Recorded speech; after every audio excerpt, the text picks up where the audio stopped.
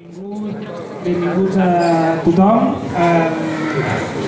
Avui aquí presentem un debat amb l'excusa de la presentació del llibre de la Clara Valverde, No nos lo creemos, una lectura crítica del lenguaje neoliberal. Presentem el debat Desactivar el lenguaje del poder, cómo romper el cerco del discurso neoliberal. Llavors, aquest llibre està enquadrat dintre de la col·lecció Assaco, que és una col·lecció de llibres de caràcter divulgatiu, però que pretenen estar al carrer i pretenen ser instruments pels moviments socials i pels moviments que van sorgir a partir del 15M. I bé, aquest llibre va ser un llibre que la Clara vam estar parlant de fer-lo i al final el tenim aquí i bé, ells dos us parlaran més detingudament del llibre. I la Clara, no sé si la coneixeu, la Clara Valverde, activista, militant per la salut pública, llavors també presidenta de la Lliga de Síndrome i Fatiga Crònica i també m'ha comentat abans que és una militant contra el sistema neoliberal. Llavors, el Carlos Jiménez Villarejo, exfiscal anticorrupció de Catalunya, militant pels drets humans, activista dels drets humans, i m'ha comentat també activista antifranquista, que això tenia ganes de remarcar-ho. Llavors ara us dono la paraula a vosaltres dos i bé, i després fem un petit debat entre tots nosaltres. Gràcies.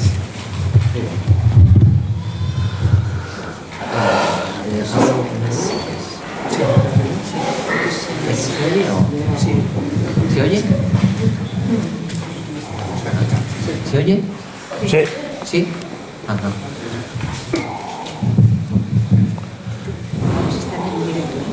Sí. ¿Se oye? Sí. Sí, se oye. No hay internet. Bueno, buenas noches. Es un placer estar aquí, de la mano de Italia y de toda su trayectoria editorial. Y por supuesto al lado de Clara Valverde, de la que somos amigos hace ya unos cuantos años, desde que prácticamente se puso en pie el movimiento 15M, en el marco del cual yo la he conocido en determinados ámbitos muy concretos, referidos fundamentalmente a la defensa del derecho a la salud frente a la agresión sistemática. Dicen que no se oye. Pues, ¿ahora se oye? Ahora. Bien. No, decía que era un placer estar aquí al lado de Clara Valverde. Clara Valverde, aparte de ser una amiga, es una militante, como se ha dicho ya, en muchos ámbitos de la defensa de los derechos humanos y en particular del derecho a la salud, frente a la agresión sistemática que este derecho y por tanto el derecho a la asistencia sanitaria sufre por parte de los poderes públicos actualmente vigentes en Cataluña y en España. La prueba está hoy, por ejemplo, por la mera lectura de los diarios, donde aparecen denuncias de conductas delictivas cometidas por dirigentes de la sanidad pública catalana y que en su día habían sido denunciadas por estos dos grandes militantes de la causa pública y de los derechos de los ciudadanos, que son Albano y Marta, es decir, lo que se llama Café Argent. Yo quería situar el libro, puesto que evidentemente yo no voy ahora a reproducir lo que he escrito como prólogo y casi no tendría que repetir o reproducir lo que está escrito en el libro, puesto que ya tendréis ocasión todos de leerlo con calma, tanto el prólogo como sobre todo el libro, que es lo más importante. Yo creo que la iniciativa que tuvo Clara al escribir este libro es fundamental, porque hoy cada día tiene más actualidad. Escribir un libro que trata de denunciar lo que son las estrategias del modelo llamado neoliberal, que tratan de hundir prácticamente a los ciudadanos en la más absoluta de la pobreza o de las miserias, de las violaciones de derechos, etcétera, etcétera.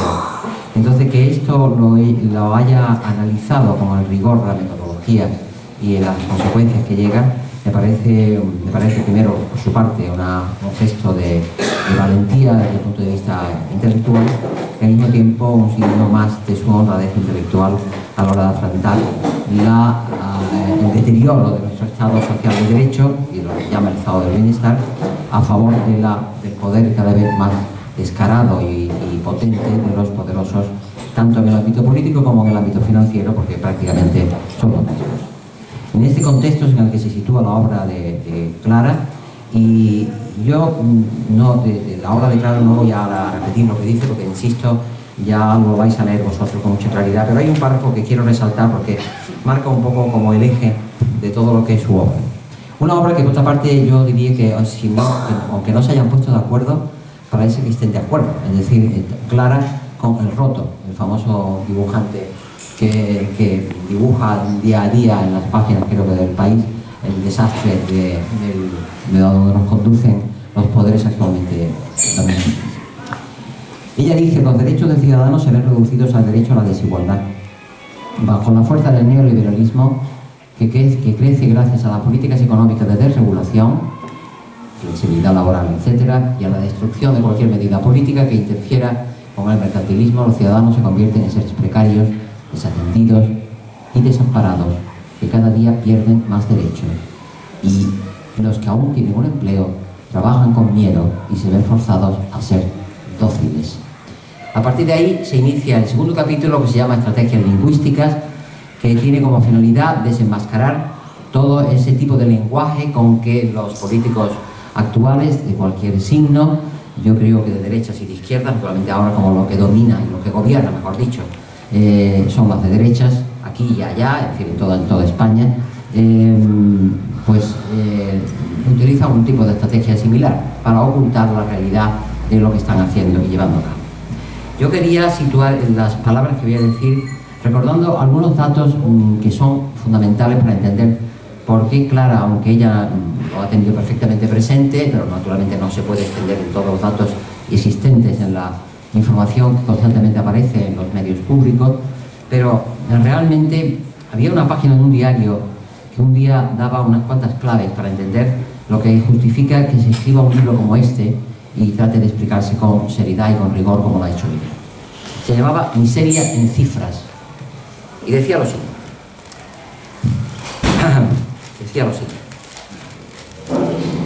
Una de cada 4 personas está en riesgo de pobreza o exclusión, algo que está afectando especialmente a los menores de 16 años, cuya tasa de pobreza ha aumentado del 23% en 2009 al 26,5% en 2011, según UNICEF.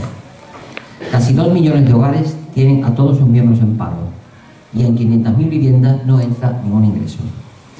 Hay más de 300 desahucios diarios, según el Poder Judicial. El 40% de los mayores ayuda a un familiar o un amigo. España es el país de la eurozona donde más ha crecido la desigualdad. En la Europa de los 27 es el país donde hay más distancia entre las rentas altas y las rentas bajas. Esto es un resumen, yo creo que necesario para entender por qué, seguro Clara, que ha llegado a escribir este extraordinario libro, este libro clarividente y al mismo tiempo que descubre las claves para entender lo que está ocurriendo ahora y cómo tratan de vender esa mercancía que se llama el neocapitalismo o el neoliberalismo en sus diferentes versiones. Yo voy a leer unos cuantos datos que han aparecido en la prensa en los últimos meses para ver cómo podemos llegar a un nivel de indignación el conjunto de la ciudadanía para hacer frente a este modelo neoliberal que está imponiéndose de forma absolutamente absoluta en todos los ámbitos. Había algo que ella trata en el libro, pero ya se citaba en alguna crónica publicada en un diario que decía: culpables de ser pobres. La criminalización del parado como sospechoso de holgazanería cala en el discurso del político. Lo explica perfectamente Clara, con todo detalle, lo que significa la culpabilización, además utilizando esos términos para hablar de este fenómeno. Hay otro dato que contrasta con otro que voy a decir más adelante. Se decía un día en marzo del año pasado, 2012, en un diario: César Alierta, todo el mundo sabe, presidente de Telefónica, ganó en 2011 10 millones de euros entre sueldo, acciones y pensiones, solo por detrás del presidente de Inditex y del consejero delegado del Banco de Santander, Alfredo Sáenz, condenado por delincuente e indultado por el gobierno de Rodríguez Zapatero. Por tanto, era el tercero en la fila, lo cual ya es bastante alarmante. Había otro artículo que insistía en el primer tema al que me he referido cuando hablaba de la miseria en cifras, es decir, los ricos aún más ricos, porque esa es una tendencia creciente en la sociedad profundamente desigual que se está produciendo en Cataluña y en España. Y había otro informe que de alguna forma confirmaba lo anterior. Ante esto, la reacción lógica sería la persecución de aquellos que se aprovechan del poder económico, financiero, político, etcétera, para enriquecerse o enriquecer a otros o enriquecer a su propio partido político. Y sin embargo, cuando los inspectores del Banco de España hicieron un informe que se publicó en el 6 de enero de este año 2013, por lo tanto es muy reciente, decían: la reacción del Banco de España ante los indicios de delito que nosotros le hemos puesto delante es mirar hacia otro lado, sobre todo ante lo que llamaban remuneraciones estratosféricas de los consejeros y altos directivos de bancos y cajas de ahorro, lo cual demuestra el nivel de impunidad que existe en este país, como yo que no ha existido nunca y no creo que exista en ningún otro país de Europa, si se exceptúa la Italia de Berlusconi. A esto se añaden cuestiones más recientes, la ocultación de 22 millones de euros en Suiza por el ex tesorero y miembro del Partido Popular Bárcenas, etcétera, etcétera. Pero en Cataluña no le vamos a la zaga. Hay un informe que no sé si ustedes conocen, pero que ha circulado por internet, por eso lo cito, porque no es nada reservado, nada privado, pero hay un informe que se llama Un passeig per la Teranyina, que algunos de ustedes deben conocer, porque eso tengo que suponer que son personas todas bien informadas, pero que hacía una relación del poder económico de las grandes familias económicas de Cataluña, que eran los Carulla, los Molins, los Carceller, los Daurella, los Lara y los Godó. Y si me permiten, decía ese informe que controlan total o parcialmente como propietarios, fabricantes o distribuidores las siguientes marcas. Y no me puedo extender porque el tiempo no me lo permitiría, pero hay como 50 grandes empresas de Cataluña y de España que están en sus manos, lo cual es realmente aterrador, y porque significa una concentración del poder económico y financiero simultáneamente, porque aquí hay de todo, desde agroalimentos hasta bancos, etcétera, que realmente no sé cómo se puede combatir si no es mediante eso que se llama habitualmente una revuelta popular. En este contexto hay otro dato que también ilustra la situación en Cataluña. Este último fin de semana se ha publicado algo que quizás ha pasado desapercibido a muchas personas y a muchos lectores, posiblemente no les han fijado en él, pero hay un artículo largo de un profesor de ciencia política, se llama Corrupción y conciencia ciudadana, y parte de un informe hecho de la Unión Europea, por tanto está hecho desde la perspectiva de la Unión Europea, por tanto con un distanciamiento de la realidad inmediata de aquí. Dice que Cataluña, de todo lo que llaman ellos, entre comillas, regiones europeas, es la que tiene peor la nota o la calificación peor en calidad de gobierno. Y da unos cuantos datos que me voy a permitir reproducir aquí porque ilustran todo lo que estamos diciendo a propósito de la desigualdad. Una quinta parte de los 58 consejeros de Jordi Pujol estuvieron imputados en presuntos casos de corrupción, entre ellos más de la mitad de los consejeros de Economía y Finanzas. Otras compañías de Pujol se convirtieron en delincuentes. Su abogado en caso banca catalana, Joan Piqué, su asesor fiscal, Joan Antón Sánchez Carreté, su referente empresarial, Javier de la Rosa, el juez de su confianza, propuesto para el Consejo de Poder Judicial, Pascual Estivil, o el laureado Félix Millet. Hombre, realmente es para pensárselo, Es para pensárselo.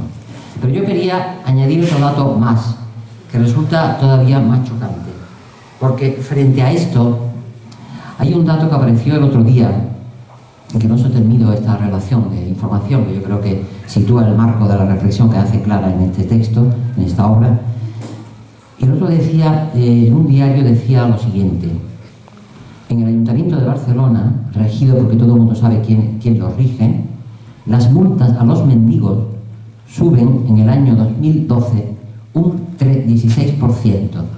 Las multas a los mendigos, como sabéis, hay una ordenanza sobre algo que se llama civismo, aprobada el año 2006 y que entró en vigor ese año en Cataluña, aprobada por la mayoría socialista y convergente y del PP, en ese caso votó en contra, todo hay que decirlo, Iniciativa per Cataluña, y se impusieron el año 2012 2.090 multas a mendigos por el ejercicio de la mendicidad.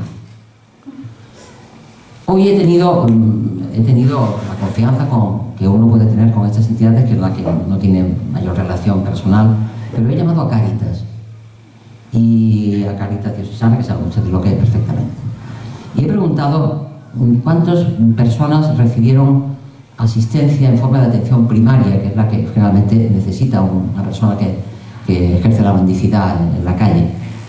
Y me han dicho, una persona que resulta que luego conocía, porque ha ocupado algunos cargos suficientes como para estar bien informada y que ahora mismo trabaja en Cáritas, me ha dicho que el año 2012 en Barcelona y el área metropolitana, de un total de unos 5 millones de personas, porque comprende todas las áreas del Vallès, del Maresme, etcétera, de Barcelonés, por supuesto, etcétera, 260.000 personas recibieron ayuda en forma de alimento, es decir, de comer al menos una vez al día. De comer al menos una vez al día. Yo, cuando leo todo esto y analizo lo que significa esto, lo que está significando esto, pienso que realmente estamos en una sociedad que ya sabemos que es capitalista, que ya sabemos que se guía por el famoso grito de la burguesía francesa posterior a la Revolución Francesa de enriqueceos, que fue el grito en virtud del cual la burguesía francesa empezó a desmontar las conquistas revolucionarias de principios del XIX, pero sobre todo lo que pone de relieve es que cuánta razón tenía Marx cuando en la lucha de clases en Francia, una de las obras clásicas de Marx, decía que la burguesía de la época, mediados del siglo XIX, en la Europa de entonces, donde él escribía, decía él que siempre estaba afectada por un mal endémico, que era la tentación maníaca de enriquecerse, no con la producción, sino con el escamoteo de la riqueza ajena ya existente, es decir, con el robo cometido no por los que están en la modelo porque han robado o hurtado un objeto, sino por aquellos que, amparados en esas estructuras de poder que acabo de relatar, escamotean la riqueza ajena, la riqueza de los ciudadanos que trabajan, en definitiva.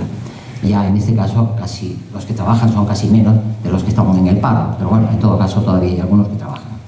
Yo en este contexto es donde he querido situar la llamada de atención sobre el libro de Clara Valverde, porque cuando ella dice "no nos lo creemos", una lectura crítica del lenguaje neoliberal, lo que está es poniéndole calificativos a esta realidad que acabo de describir brevemente y que podría extenderse uno mucho más. Pero yo planteo que a partir de esa realidad, lo que describe Clara Valverde en su obra es exactamente lo que he dicho, el texto que he leído de ella al principio, como los ciudadanos somos cada vez menos ciudadanos y más súbditos, es decir, somos personas sin derechos, o cada vez con menos derechos. Primero, ya nos privan de los derechos sociales, el derecho a la cultura, a la educación, ya no digamos a la salud, que está en una situación crítica, sino que además, y que implica además un conjunto de privaciones de todos los órdenes, no solamente en todo lo que significa la atención sanitaria en concreto, sino la expectativa de la atención sanitaria, que queda también limitada a consecuencia de la privatización de los servicios públicos. A mí siempre me sorprendió, y creo que, aunque ella no lo analiza, pero seguramente el libro está escrito después de este acontecimiento, pero realmente me produjo perplejidad, y creo que en algún momento lo comenté en alguna parte, que cuando adjudicaron el CAP de asistencia primaria de la Escala, de la provincia de Girona, que comprende a varios municipios y que desde que presta asistencia a unas 20.000 personas aproximadamente, se lo adjudicaran a una empresa que se llama Eulen S.A., que es una empresa de servicios dedicada fundamentalmente a la prestación de servicios de seguridad privada y que es una de las pioneras en España de la explotación agrícola ganadera y vinícola, hasta el punto de que es la propietaria de las bodegas Vega Sicilia, marca famosa de vinos que son los más caros que hay en el mercado. Esta entidad es la que en este momento gestiona el CAP de la escala de atención sanitaria, lo cual demuestra el nivel de deterioro con que se está llevando a cabo el proceso de privatización de la sanidad y al mismo tiempo el descaro mayúsculo cuando se intenta eso encubrir con un lenguaje que ella desmonta mucho mejor de lo que yo lo podía hacer en estos breves minutos. Por tanto, no estamos hablando de algo que está en nuestras mentes, estamos hablando de algo que está ocurriendo día a día en la acera de enfrente, en la casa de enfrente, más allá, más acá, más arriba, más abajo, y que sufren la totalidad de los ciudadanos, porque naturalmente la tendencia creciente de este proceso de desmantelamiento del Estado social de derecho y de la privación sistemática de derechos a la ciudadanía es algo que no tiene límites ni fronteras, por muchas fronteras que alguien quiera establecer algún día en alguna parte. No tiene ni límites ni fronteras porque es un fenómeno mundial que tiene su sede ahora mismo, seguramente en Wall Street, pero que ya ha llegado aquí, ya ha llegado a la Plaza de San Jaume, ya ha pasado por Bruselas, ya ha pasado por la Moncloa, y ha pasado por todas partes donde tenga que pasar y arrasará si no le hacemos frente. Yo creo que el libro de Clara Valverde en este sentido es una llamada de atención fundamental, porque es una llamada de atención a algo que significa una sistemática mentira. Como ella describe perfectamente en sus páginas y como el Roto ha explicado en sus dibujos, lo que nos dicen que es una crisis no es una crisis, es un saqueo. Entonces lo que están haciendo es exactamente eso, están saqueando el patrimonio de los ciudadanos.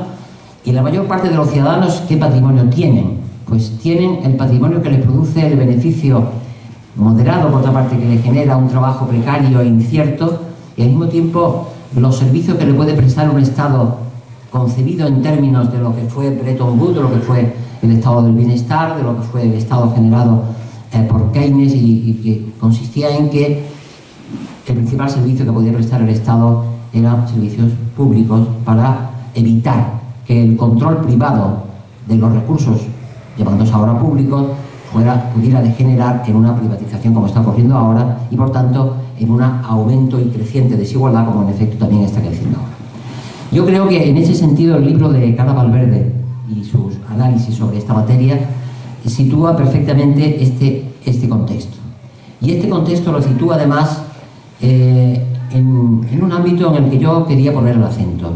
Es decir, cuando dicen que hay una crisis, sabemos todo el mundo que no es una crisis, es otra cosa distinta, que ella lo analiza, cuando analiza cómo se reparte la carga de la deuda del Estado entre los ciudadanos y las entidades bancarias, etc. Pero yo quería llamar la atención sobre un dato que me parece importante, porque es una resolución del Parlamento Europeo del 8 de marzo de 2011, que lo tengo aquí delante, y que realmente cuando uno lee esto piensa, ¿cómo puede haber tanto cinismo en la clase política y económica dirigente de Europa y por tanto sus ejecutores dóciles, que son los gobiernos de Cataluña, de España y de todo lo que significa la península, incluidas las Canarias o Baleares, cuando el Parlamento Europeo en marzo de 2011 dice algo como lo que dice, y digo: considerando que los mercados libres son el fundamento de la creación de riqueza de todo el mundo y que las economías de mercado y el libre comercio generan riqueza y liberan a las sociedades de la pobreza, ese es el presupuesto, lo que están dando en la clave realmente de las políticas neoliberales: economía de mercado, economía de mercado, economía de mercado. Pero a continuación no tienen más remedio que reconocer algo evidente, y lo reconoce el Parlamento Europeo, lo reconoce el Parlamento Europeo, y dice que los nuevos recortes del gasto público no son una solución suficiente ni sostenible para afrontar los futuros retos a escala europea y mundial, y señala a continuación: el perjuicio financiero causado por la evasión y el fraude fiscal en Europa se calcula, es texto del Parlamento Europeo, os ruego por favor que tengáis esto presente porque no son palabras mías. Parlamento Europeo, 8 de marzo de 2011. El perjuicio causado por la evasión y el fraude fiscal en Europa se calcula entre 200.000 y 250.000 millones de euros. 250.000 millones de euros. Y a continuación llega a otras conclusiones a las que yo no puedo llegar porque no veo.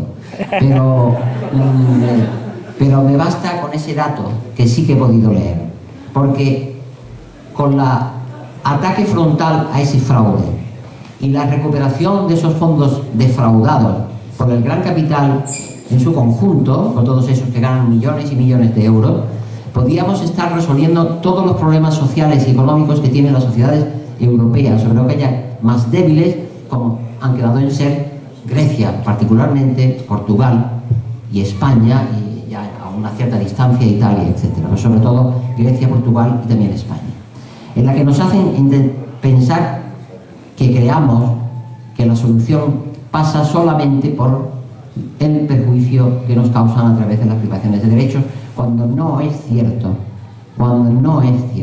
porque como ha dicho el Parlamento Europeo, cuando el fraude fiscal alcanza los 250.000 millones de euros en el conjunto de la Unión Europea, quiere decir que, naturalmente, los 22 millones del tal Bárcenas en Suiza es una miseria al lado de lo que deben estar evadiendo, no solamente personas físicas, en este caso como él, que es, pues, seguramente es un lugar delincuente, ya en su día ya será imputado como debe, eso de que se ha condenado ya lo veremos, y luego finalmente, no me hace falta, y luego finalmente todas las empresas que, entre las cuales están las que dominan este grupo de empresas, de grupos familiares catalanes, todas las empresas que naturalmente defraudan a través de los ICAP, ese producto financiero que no paga prácticamente impuestos, o de las transacciones financieras.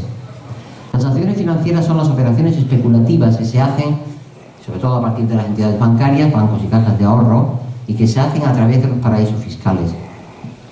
Yo quería recordar que en este momento hay mucha gente sufriendo las consecuencias de la pérdida absoluta de todos sus ahorros a consecuencia de que en su día contrataron las llamadas participaciones preferentes. Eso es un producto financiero opaco que estaba destinado directa y yo creo que absolutamente consciente por parte de quienes pusieron en manos de esta pobre gente estos productos, que esa gente no iba a recuperar nunca el ahorro, porque es un producto puramente especulativo que naturalmente se circula por todo el mercado de capitales internacional y particularmente en los paraísos fiscales. Y en esos paraísos fiscales el capital que va no tiene ninguna garantía de que vuelva, porque existen los paraísos fiscales, y en eso está de acuerdo la comunidad internacional, precisamente porque allí todo lo que llega es opaco. Todo lo que llega, me refiero al capital, que es lo que llega, es opaco. No paga impuestos y además no da ninguna información a nadie que se la pida sobre los depósitos, las cuentas y los valores que están allí depositados. Y entre ellos están las Islas Caimán, la isla de Jersey, Gibraltar, Luxemburgo, etcétera, etcétera. Por tanto, cuando describimos este panorama económico neocapitalista o neoliberal con esta brutalidad con que se está produciendo hasta esta fecha y que seguirá avanzando si no se le para, yo creo que las consecuencias serán terribles. Y las consecuencias están descritas aquí, en este libro. Ella hace un análisis, evidentemente, porque no va a abarcar toda la complejidad de los problemas económicos que plantea las políticas neoliberales en el mundo, pero lo que hace es desenmascarar lo que tratan de ocultarnos mediante un lenguaje falso, un lenguaje pervertido, un lenguaje que altera el nombre de las cosas, un lenguaje que está mintiendo deliberadamente a los ciudadanos, haciéndoles ver una cosa que no es verdad, que es puramente y directamente mentira. Los hechos son los hechos. Yo he descrito algunos datos.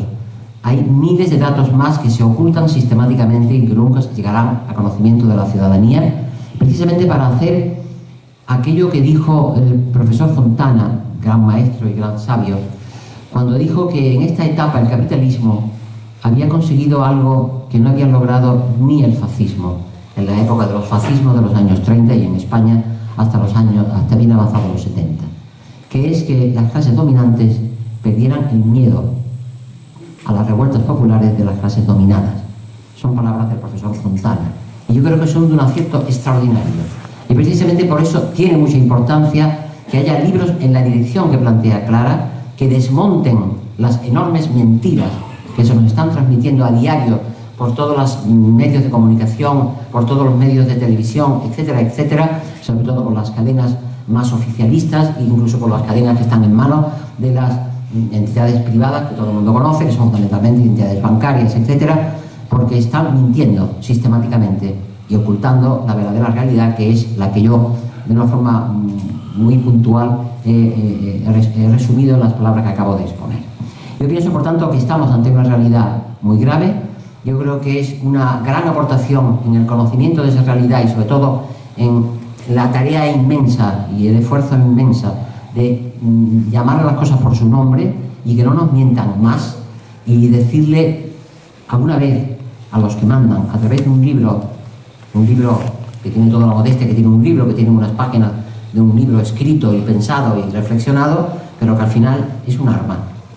Es un arma, como naturalmente intelectual, pero es un arma que en manos de muchos ciudadanos, de muchas ciudadanas, puede ser un instrumento de batalla y de lucha enorme para hacer frente al inmenso poder que acumula el poder económico, el poder financiero, el poder político y la sensación que hay en la ciudadanía, y que es reprimida violentamente cada vez que surge o sale a la calle de forma evidente, como ocurrió aquí cuando se ocuparon los alrededores del Parlamento de Cataluña, o ocurrió aquí cuando se disolvió la concentración del 15M en la Plaza de Cataluña, o ocurrió en Madrid cuando se disolvieron concentraciones en la Puerta del Sol, y sobre todo las concentraciones del 25 de mayo cerca de la carrera en la Plaza de Neptuno, ante el Congreso de Diputados o cerca del Congreso de Diputados. Por tanto, ante ese contexto, yo creo que un libro es un arma. Es, como diría, utilizando las palabras del famoso poeta de Gabriel Celaya, como todos los... Él se refería a la poesía, en este caso yo me refiero a este libro.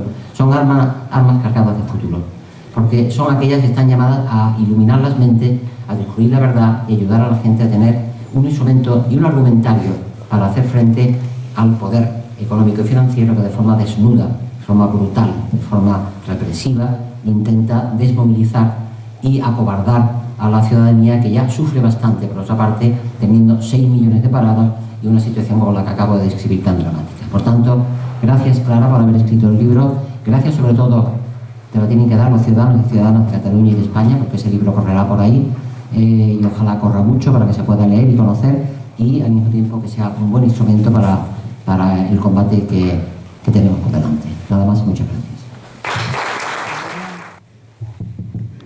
Cuando habla Carlos siempre se hace la luz, ¿no? Se apaga. Ya ha vuelto.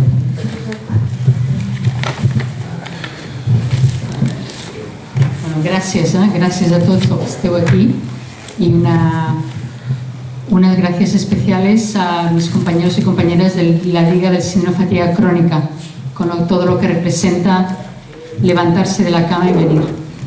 Gràcies al que heu difós aquest acte, als tuiteros i tuiteres, a Fisiofan, Laura, Mónica Tomate, Sin Renuncia, Chinaski, Human Spoliation i molts més.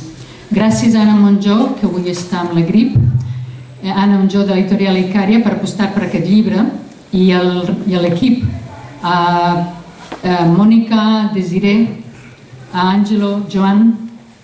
Gracias a Carlos Jiménez Villarejo, no solo por escribir el prólogo y por la presentación de hoy, también por su generosidad y su compromiso y su participación en las luchas, las cotidianas y las históricas, por estar con nosotras en la plaza, año tras año, por compartir su experiencia y sus conocimientos con muchísima paciencia y mucho cariño.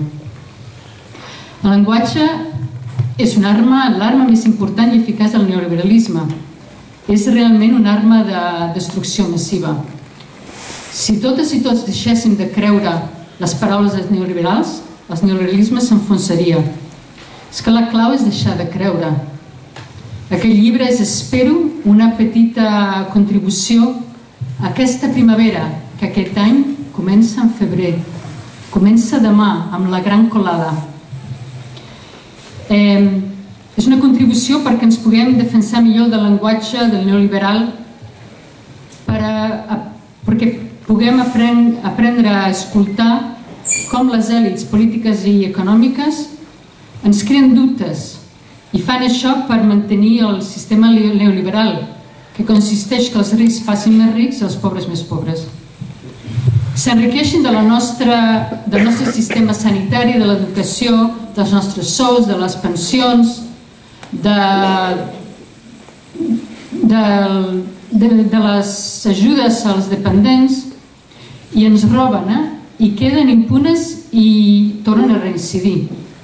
Però no solament roben a l'estat de benestar i el futur dels nostres nets, també en roben els nostres idiomes, perquè utilitzen les paraules dels nostres idiomes perquè les seves polítiques siguin cregudes i acceptades.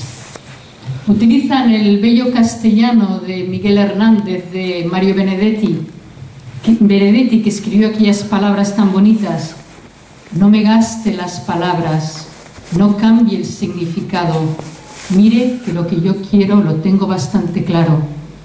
No me ensucie las palabras, no les quite su sabor y límpiese bien la boca cuando dice revolución. Utilizan el castellano para crear dudas e imponer sus políticas destructivas. Utilitzen el català del gran poeta Gabriel Ferrater, que va escriure: els ocells de la llum se'n van a joc i es deixen a les branques un subtil tremolor de petites veritats. Utilitzen el català d'en Ferrater per intentar crear-nos dubtes, per fer-nos creure que el neoliberalisme és acceptable si tenim més fronteres i ens entusiasmen molt les banderes. Utilizan el alemán de Rainer Maria Rilke, que escribió esas frases tan importantes: intenta amar las preguntas mismas, como cuartos cerrados y libros escritos en un idioma muy extraño. No busques ahora las respuestas que no se te pueden dar, porque no podrías vivirlas. Y se trata de vivirlo todo. Vive tú ahora las preguntas. Utilizan el alemán para obligarnos a pagar sus deudas.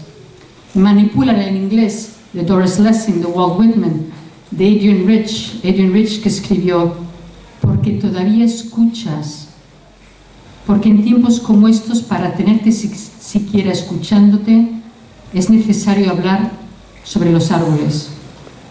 Utilizan el inglés para crear confusión e impedir que imaginemos una democracia real. Y el ruso, utilizan el ruso de Anna Akhmatova, de Osip Mandelstam, que escribió: cuando se pierde la esperanza, se pierde el miedo. Y utilizan el ruso para meter miedo a los que están utilizando la cultura para derrocar el poder. I dicten lleis en grec, el grec d'en Cavafis, perquè els ciutadans estiguin encara més disposats a acceptar les retallades. Cavafis, que va escriure: més lluny, sempre molt més lluny del demà que ara ja s'acosta, i quan sereu deslliurats, digueu ben present no aturar-vos. Y manipulan también el árabe del poeta palestino Mahmoud Darwish, que escribió unas palabras que me encantaría que alguien aquí, que lo hace muy bien, os lo recitara, pero las diré en castellano. Sobre esta tierra hay algo que merece vivir: la indecisión de abril, el olor del pan al alba.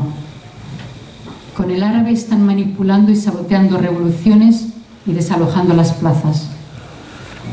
Els neoliberals roben i manipulen el llenguatge, és igual a l'idioma. Imposen fronteres i les reforcen perquè els precaris del món no ens unim, no deixen de creure en ells, perquè junts no apreguem a escoltar. Los neoliberales utilizan las palabras de forma perversa. Es que las disfrazan como si fuera un carnaval, disfrazan la expresión, disfrazan la realidad de abandonar a los necesitados con palabras como medidas necesarias. Ordenan la austeridad para los que tienen menos, mientras los ricos esconden su dinero, ¿dónde? En los paraísos fiscales. Debajo de la palabra deuda esconden lo que tenemos que pagar cada uno para mantener a los ricos más ricos. Y el mercado es el único paciente en el que se gastan los recursos sanitarios.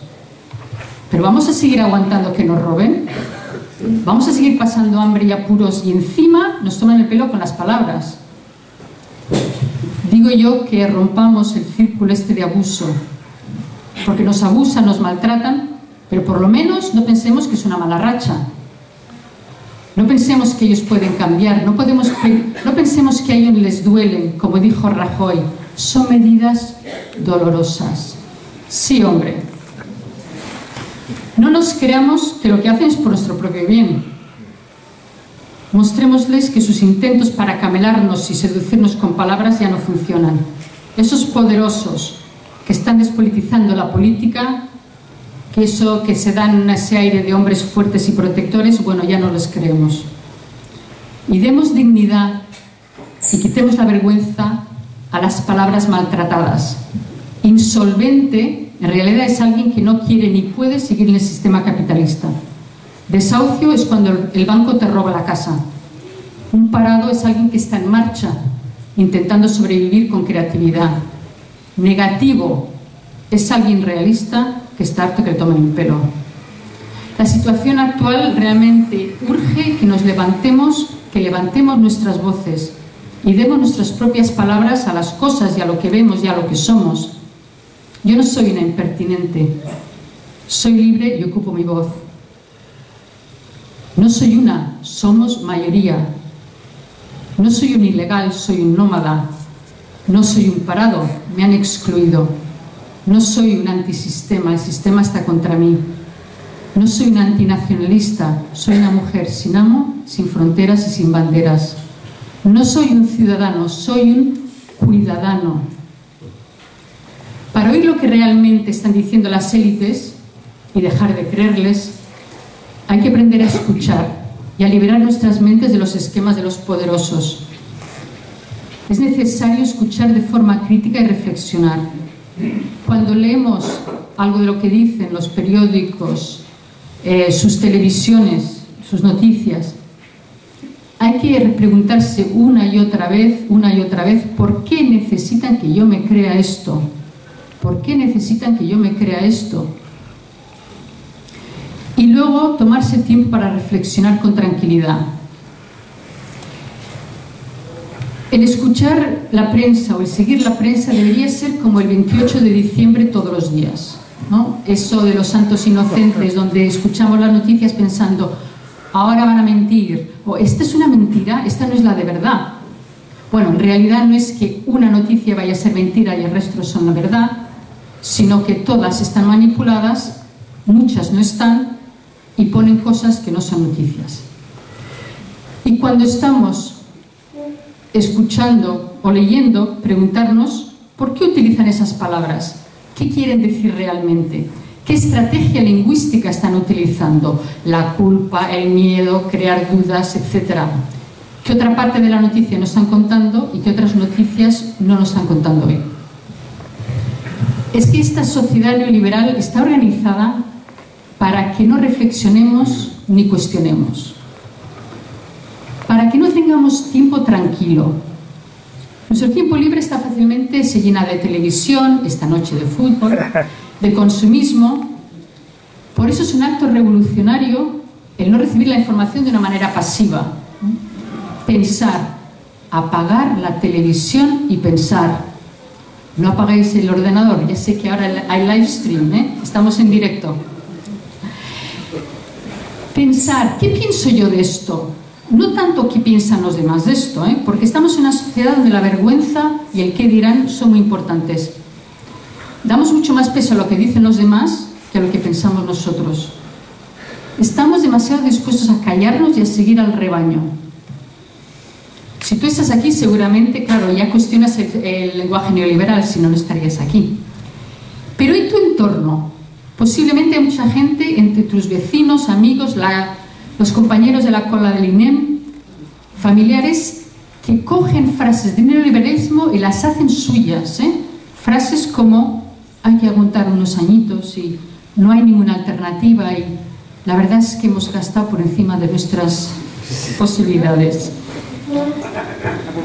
También es posible que en tu entorno haya gente que sufra lo que se llama en psicología la inmovilización aprendida. Que esa sensación de, bueno, no sirve de nada ya cuestionar el poder. Es muy importante que tú hables con esas personas, que les ayudes a oír las cosas de otra manera.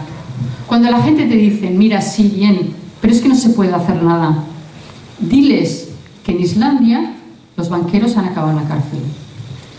Y en Escocia el Parlamento ha pasado una ley donde prohíbe que los hospitales se privaticen, igualito que aquí, ¿no? Y en Cataluña hemos conseguido que haya centros de salud, que no se cierren las urgencias. Estamos ocupando ahora, en este momento, hospitales. Los estudiantes de Quebec, con 4 meses de huelga, cambiaron el gobierno y leyes. Y también en este momento los indígenas canadienses están saliendo a la calle todos los días con sus tambores, sus danzas, para frenar las leyes que impiden lo que ellos creen que tienen que hacer, que es proteger la tierra, el agua, el aire y que se distribuya toda la riqueza de una manera igual para las próximas 7 generaciones. También puedes decir, mira lo que está pasando con la plataforma de afectados por la hipoteca en España, todo lo que se está consiguiendo. Miles de personas también han dejado de colaborar con los bancos que no son éticos.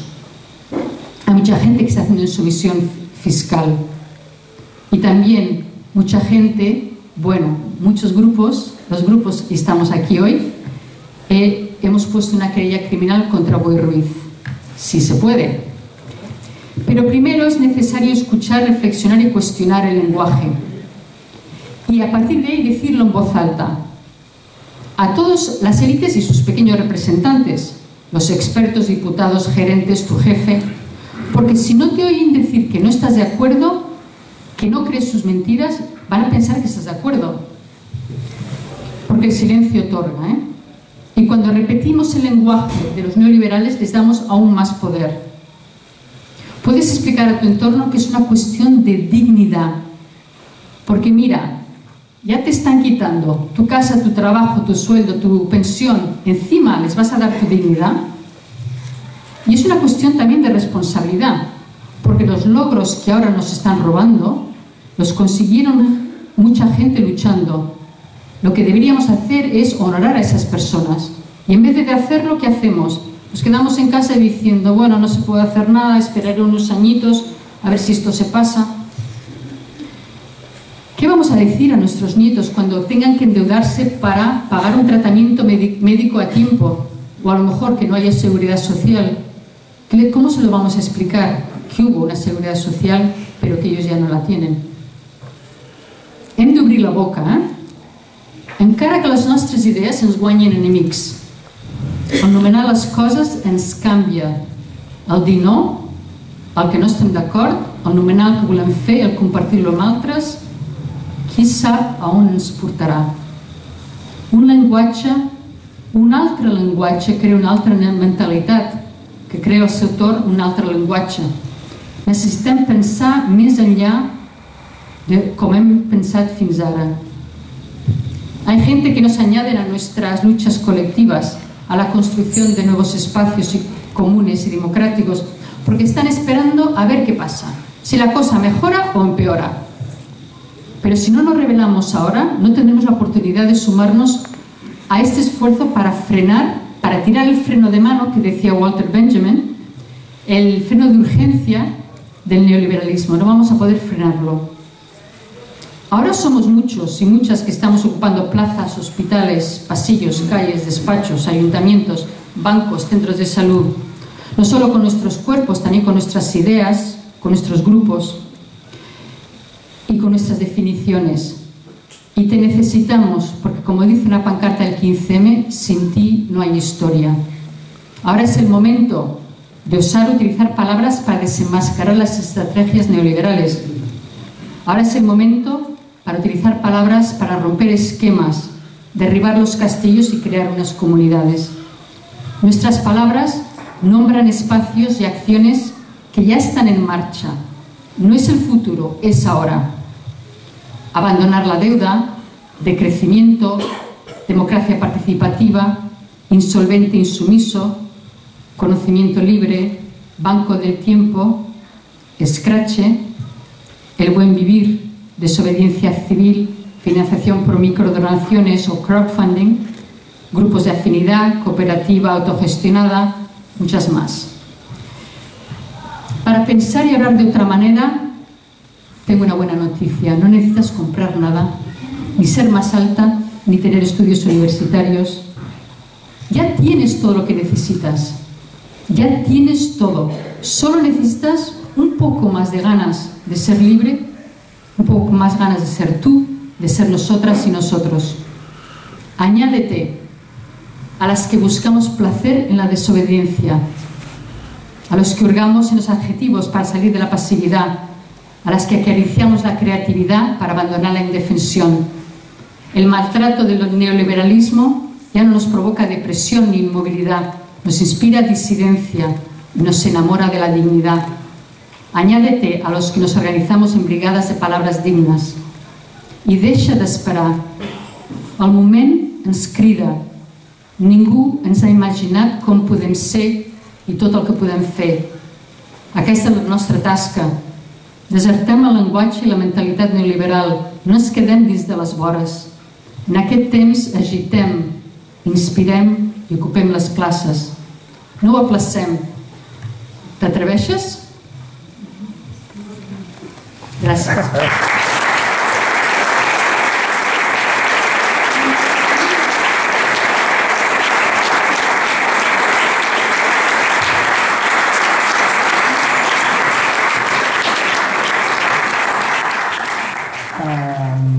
El problema que tenim és que ens han dit que a les 8 hauríem de plegar, o sigui que tenim un temps una mica limitat, però bueno, endavant, qui vulgui dir alguna cosa.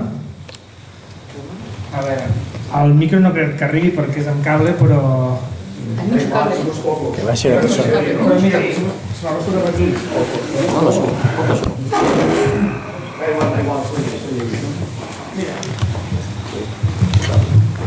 Buenas tardes.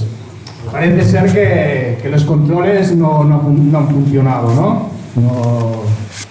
Todos los controles se han corrompido, no funcionan. La justicia politizada ha generado inseguridad jurídica, ¿no? ¿Estamos de acuerdo? Sin seguridad jurídica, las empresas, está claro, se van. Emprendedores, como es mi caso, hemos sufrido total abuso de poder desde el Ayuntamiento de Barcelona. Nos ha robado, pero aparte de robarnos, nos ha comprado los abogados, ha sustituido jueces que nos abrían los casos, han controlado la justicia. Es más, el caso cuando saltó el caso Pretoria, en TV3, Pilar Rahola llegó a decir: todos los casos de corrupción que se descubren en Cataluña se descubren fuera de Cataluña. Menos mal que no somos independientes. ¿Cuál era el objetivo real del Estatut? El objetivo real del Estatut no era conseguir una independencia judicial para Cataluña. ¿No era ese el objetivo real del Estatut? Lo pongo ahí en duda. Para mí sí. En definitiva, si se controla la justicia, ¿qué tenemos? Tenemos que no hay ni un solo político en la cárcel, por ejemplo. ¿O alguien sabe de algún político que haya terminado en la cárcel? Pero como ustedes mismos también dicen, también controlan los medios de comunicación. Entonces, si controlan los medios de comunicación, no podemos hacer denuncias públicas, que sería otra manera de reclamar justicia. Si no tenemos ni la justicia que nos ampare, ni tenemos la prensa que pueda hacer denuncia pública, podemos recurrir a unas asociaciones, por cierto, algunas muy capitalizadas. Pongamos las constituidas como cooperativas de construcción. Hay un estudio en internet que se les calcula millones. Aparte de las constituidas como constructoras, es bien sabido que una de los mayores gastos que hemos tenido son las subvenciones. Subvenciones por todos los lados. No quiero meter más mierda porque parece que me están mirando mal.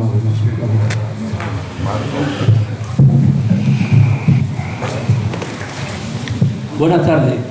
Yo voy rápido. Noam Chomsky dice que el que tiene el control económico tiene el control de la mente. Y entonces aquí en este país pues no tenemos una información, tenemos una desinformación. Aquí tenemos todos los días a esta Esperancita Aguirre, que es la reina, digamos, de lo que es el neoliberalismo. Entonces nadie hace nada sobre esto. Y este librito va muy bien porque el lenguaje, precisamente, ¿cómo podemos hacer para que la señora María, el señor Juan, eso lo que es el pueblo llano, entiendan realmente lo que significa el neoliberalismo? Que esto todavía no ha llegado a donde tiene que llegar, porque el pueblo de Madrid, ahí está todo, y sin embargo, la tía sale todos los días en portada y todo Madrid la sigue votando. Esto es lo que a mí me llama la atención. Y luego después a ustedes le digo, y le doy las gracias, porque ya lo conozco desde hace tiempo, le doy las gracias. ¿Cómo es posible que ante este saqueo, esta manipulación, llámame robo, no haya un banquero en la cárcel? Y sin embargo, el Zapatero indultó al segundo del botín. Eso sí que tiene cojones. Entonces ahí está la clave de todo, es que no hay ni un banquero en la cárcel. Y ahora cualquier chaval que te hace, no hace falta que le diga nada, porque usted ya lo sabe. Pero ¿cómo podemos hacer para que esto llegue a lo que es realmente a la sociedad? La palabra neoliberalismo. Y este que va también con las chaquetitas verdes, el Gabriel Sale Martín, jefe, y ese es el chorizo número 1 también.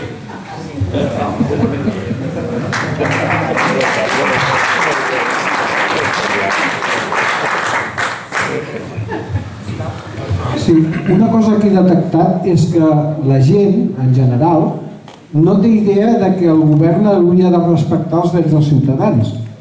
Per exemple, ha fet contínuament lleis per fomentar l'especulació del sòl i cap partit ho ha denunciat. I, a més, la gent és molt passiva davant de qui vol denunciar això. Jo he estat professor més de 30 anys i els professors tenim censura prèvia. No hi ha cap professor que es rebel·li contra això, i això és il·legal. L'Estat no pot privar que, per exemple, un professor informi als alumnes dels seus drets.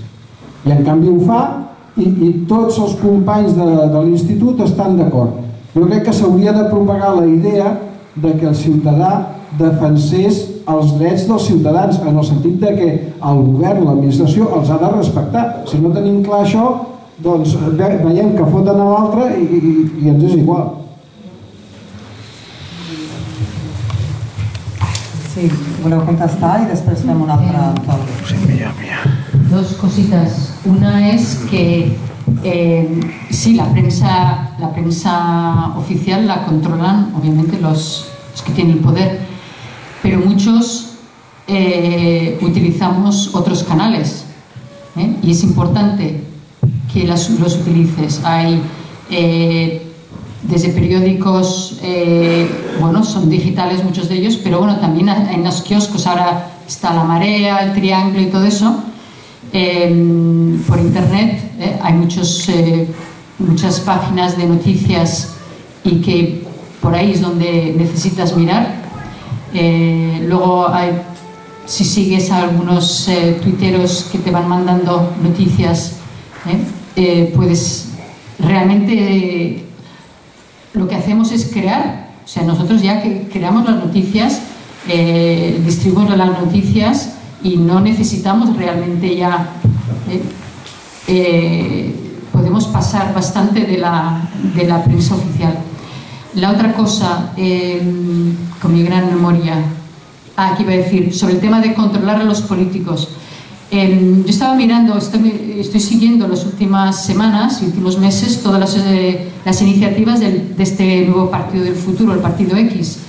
Y hay gente que le parece un poco una broma, pero cuando vemos lo que proponen y lo que se está haciendo, lo que estamos haciendo, yo que he vivido en Canadá, que es un país también neoliberal, pero hay mucho más control de los políticos, lo que proponen son cosas de cajón. Realmente de contactar a los políticos, decir lo que piensan, saber lo que están haciendo, o sea, realmente seguir de cerca, no esta cosa que decimos, bueno, ya, porque el votar no es votar, tú no votas, tú delegas el voto a esta gente que lo hacen lo que les da la gana, pero el estar encima de esta gente, que es solo una cosa, hay muchísimas otras cosas que hacer. Otra es, obviamente, llevarles a la cárcel, está el 15M para rato, hay muchas cosas que se están haciendo, O sea que te puedes sumar a todas estas iniciativas. No sé si Carlos quiere añadir algo. No, yo quería añadir algo que me parece muy importante. Es decir, yo creo que estos problemas que ustedes, las tres personas que han hablado, parece que han sido tres que han intervenido previamente, hombre, yo creo que hay un problema de fondo bastante importante. Hay un texto que cita Clara en el inicio de su capítulo 6, que se llama Gobernar por el miedo, en la que asocia dos textos que aparentemente son muy distantes, lo hecho, lo son en el tiempo desde luego, en su planteamiento igual, pero en el fondo es lo mismo. Reproduce un texto del dibujante El Roto que dice: asustarles con la crisis para que no reclamen. Y a continuación añade un texto de uno de los fundadores de lo que fue el Estado norteamericano y la independencia de Estados Unidos a finales del 18, principios del 19, de Thomas Jefferson, que dice: cuando el pueblo tiene miedo del gobierno se llama tiranía, cuando el gobierno tiene miedo del pueblo se llama libertad. Es un texto que recoge Clara, ella sabrá por qué está aquí, yo sí lo sé, y si se lee el capítulo pues se lee mejor, se entiende mejor todavía. Yo pienso que hay gran parte de verdad, mucha verdad en esos textos que están ahí recogidos. Es decir, yo creo que lo ha explicado ella mucho mejor que lo puedo explicar yo, como autora del libro que es, pero yo creo que hay, no sé si la palabra es miedo o se pueden utilizar otros eufemismos para denominar el mismo fenómeno, pero realmente estamos instalados en una sociedad donde, ante las consecuencias dramáticas que están generando la clase económica y política dominante del neoliberalismo, la gente ha retrocedido. La mayoría de la sociedad ha retrocedido, y yo no sé si tienen miedo o no, pero sí que hay algo de eso en algunos de los textos que ella analiza en el libro y algunas de las explicaciones que ella da. Como por ejemplo al principio, cuando ella dice como un argumento que utiliza la gente para justificar la pasividad,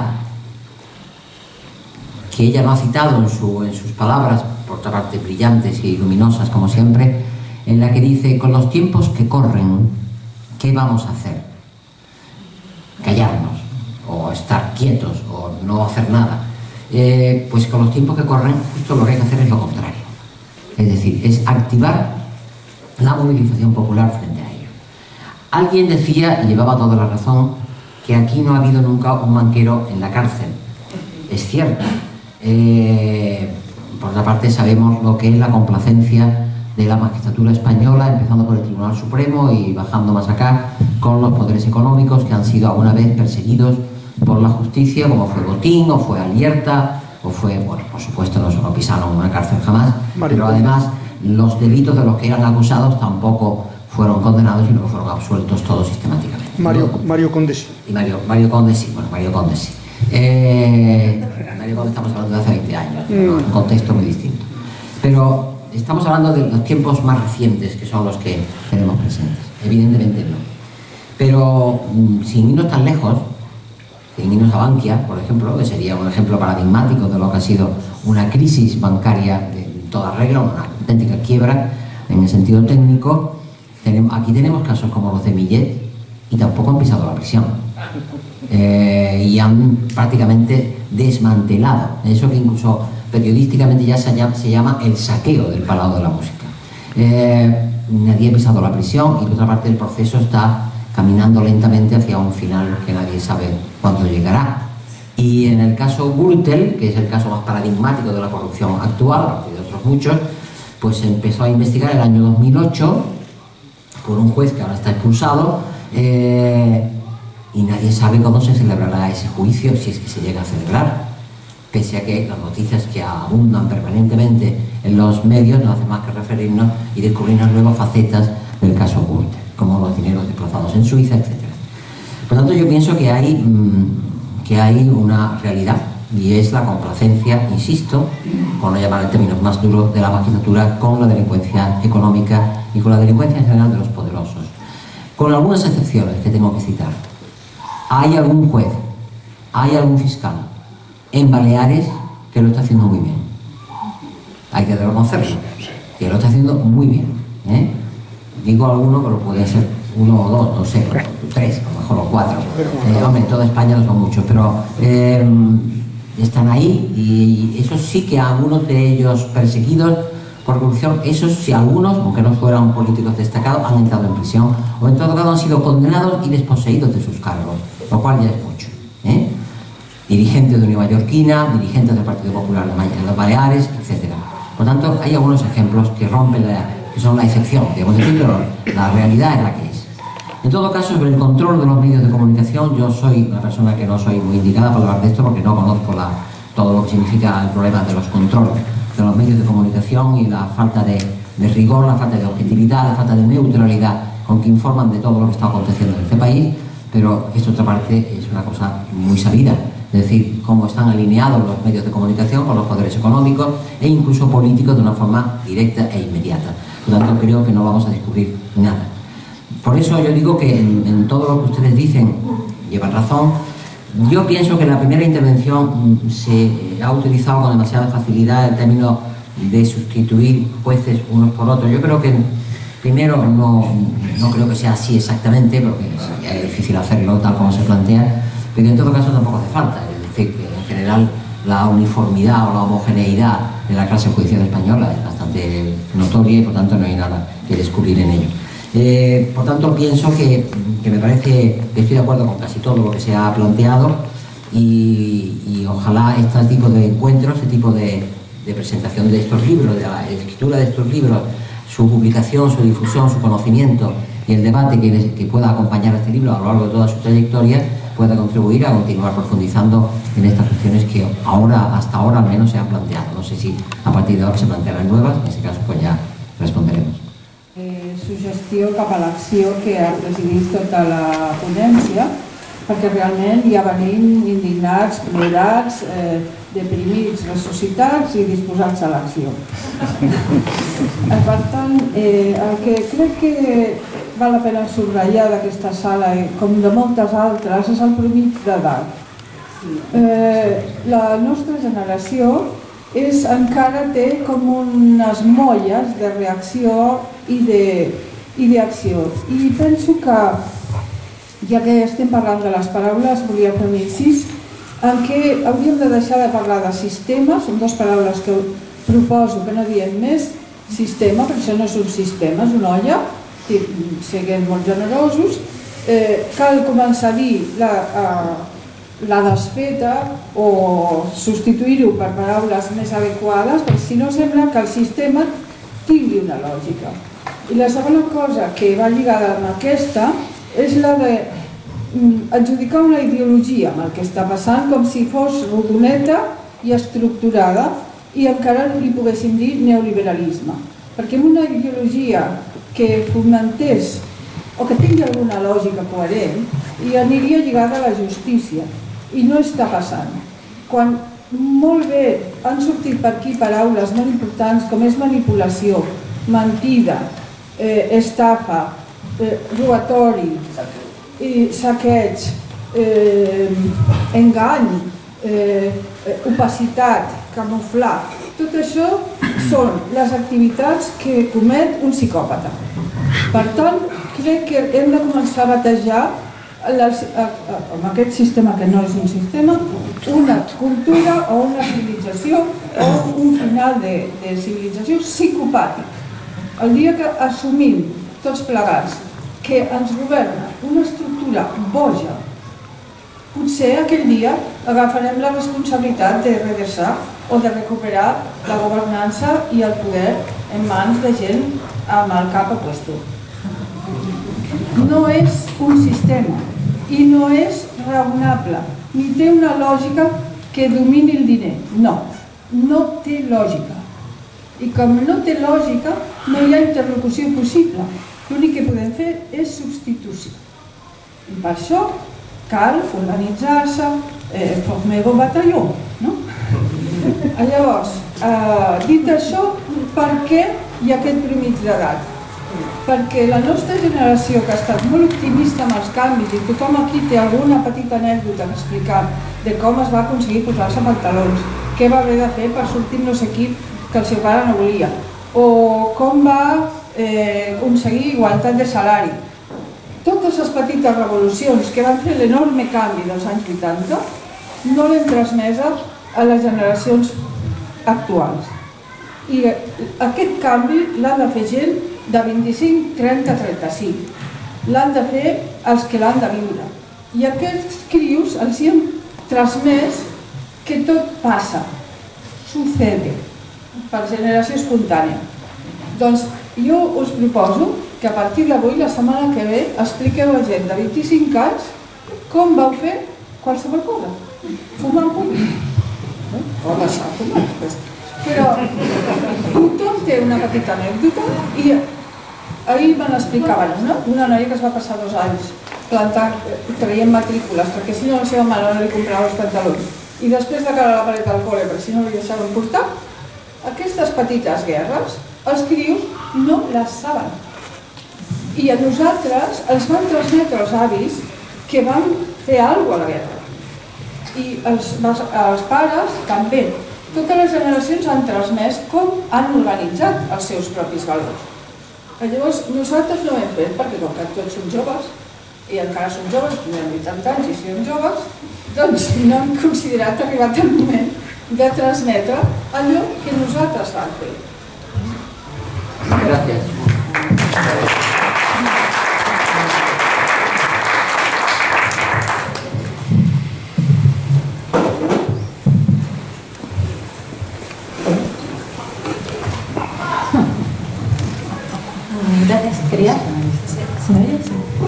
Quería recordar aquí, mientras estaba oyendo hablar de cosas tan interesantes como frases como nos han robado el lenguaje, nos han robado las palabras. Y me estaba recordando un texto del siglo XVI muy conocido llamado El discurso sobre la servidumbre voluntaria de Etienne de la Boétie.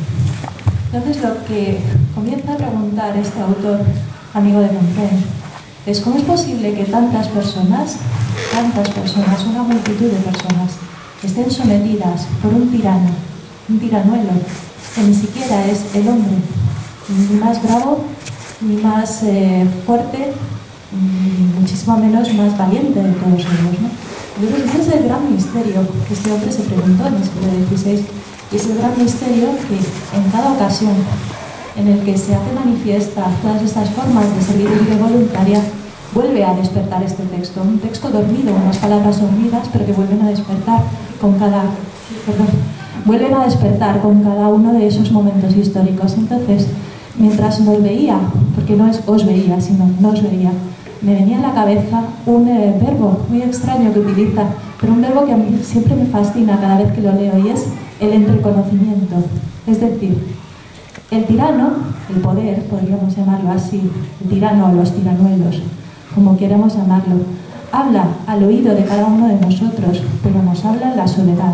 Sin embargo, cuando cada una de esas personas se da cuenta de que son víctimas de esa tiranía que empieza en sus propias cabezas, entonces dejan de escuchar tanto al tirano que habla a cada uno de ellos y empiezan a escucharse entre ellos, empiezan a entreconocerse, empieza a fluir la palabra. Entonces, bueno, pues quería daros las gracias justamente por estas reflexiones y animarnos a que una vez más despertemos esas viejas palabras del siglo XVI y no sucumbamos a la servidumbre voluntaria. Gracias.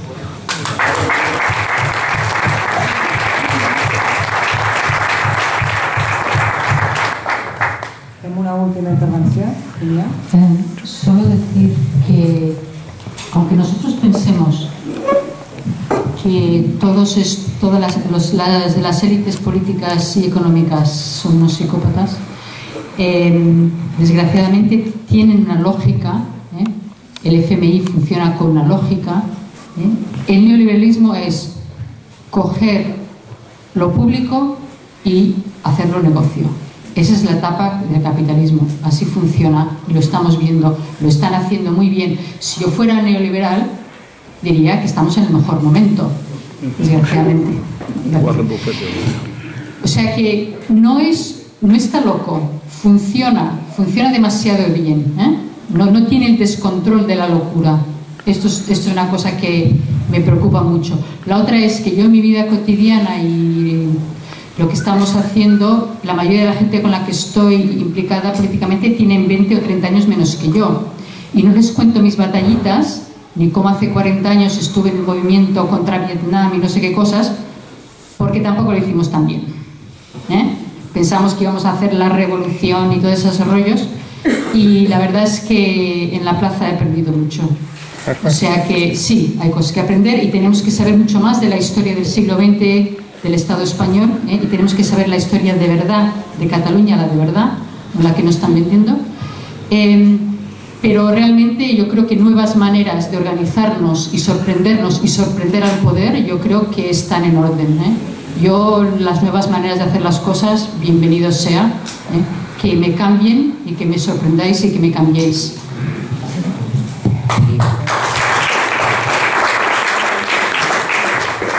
Bueno, yo no, la verdad es que no pretendo enseñar a nadie nada,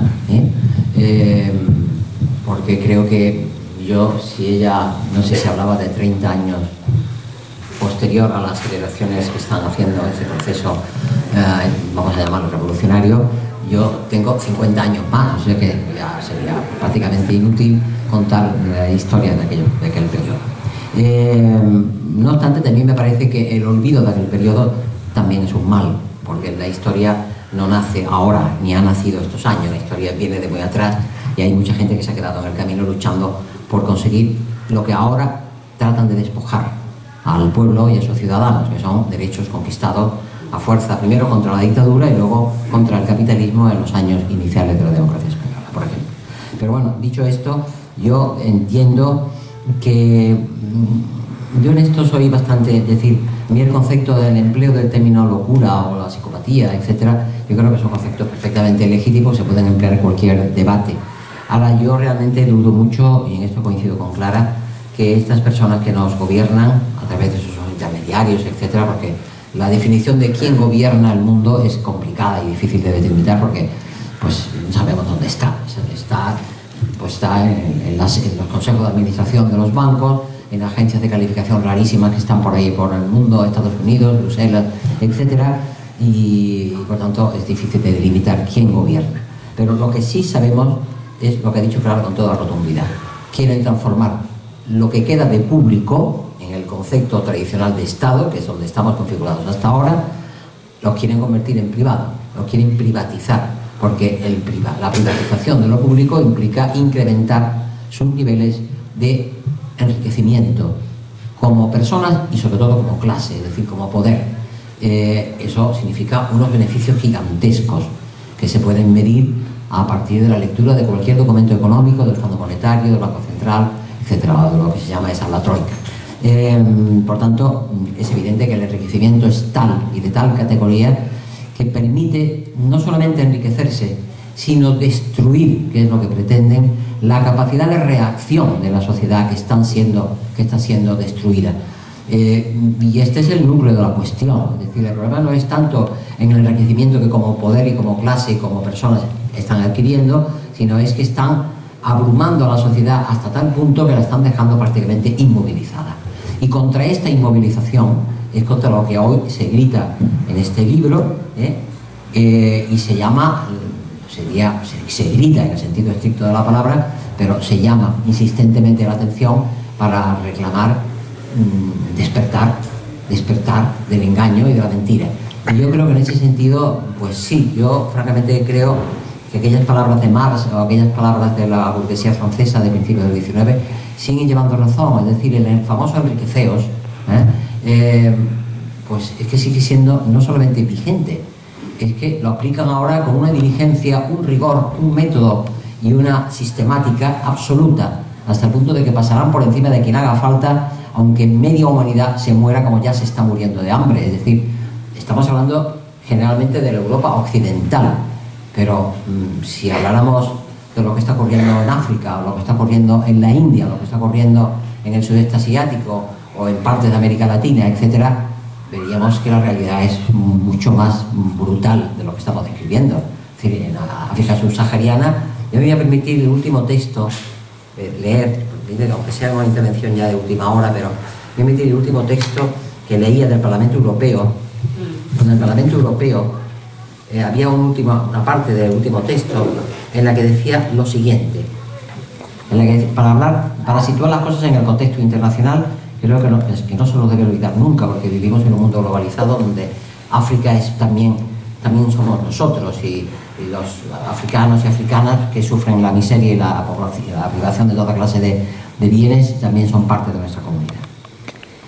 En esa resolución el Parlamento Europeo se permitía, yo creo que todo eso dentro de un cierto, es decir, cinismo. El cinismo domina todos estos documentos políticos porque forma parte del modo de ejercer el poder que tiene la clase política dominante, pero decía, pide a los Estados miembros que renueven su compromiso de destinar el 0,7% famoso de la renta nacional bruta a la ayuda al desarrollo.